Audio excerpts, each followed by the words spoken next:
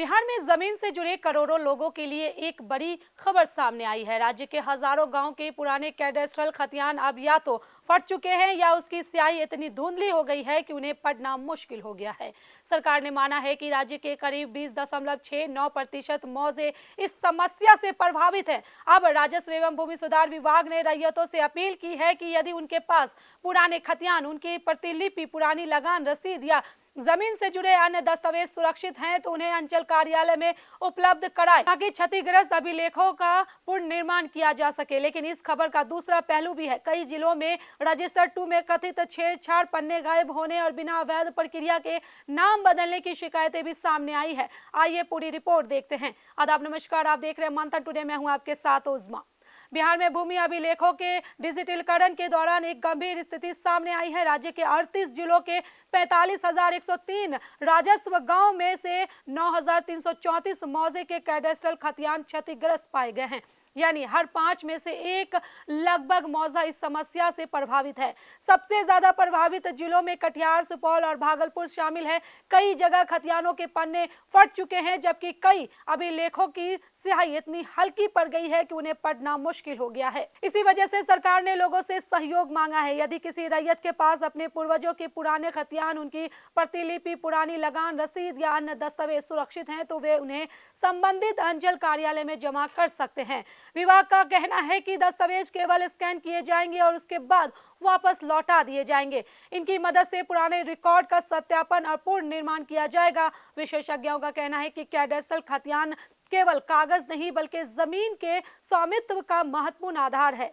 दाखिल खारिज, सीमांकन, वंशानुगत अधिकार और भूमि विवादों के समाधान में इसकी अहम भूमिका होती है, इसलिए इनका सुरक्षित रहना बेहद जरूरी है। लेकिन मामला सिर्फ पुराने रिकॉर्ड के खराब होने तक सीमित नहीं है। राज्य के कई जिलों से रजिस्टर 2 में कथित गड़बड़ियों की शिकायतें भी सामने आई हैं।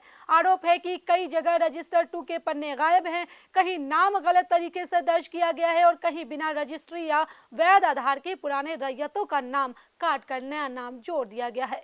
इन शिकायतों का संबंध पटना, बक्सर, भोजपुर, भागलपुर, पूर्णिया, सुपौल, मधेपुरा, मधुबनी, दरभंगा, सहरसा, किशनगंज, मुंगेर और नवादा जैसे जिलों से बताया जा रहा है। बताया जाता है कि ऐसे कई मामलों में दाखिल खारिज भी कर दिया गया है और भू लगान की रसीदें भी जारी हो गई है। इन विवादों को लेकर बड़ी संख्या में मामले DCLR और ADM कोर्ट में लंबित हैं।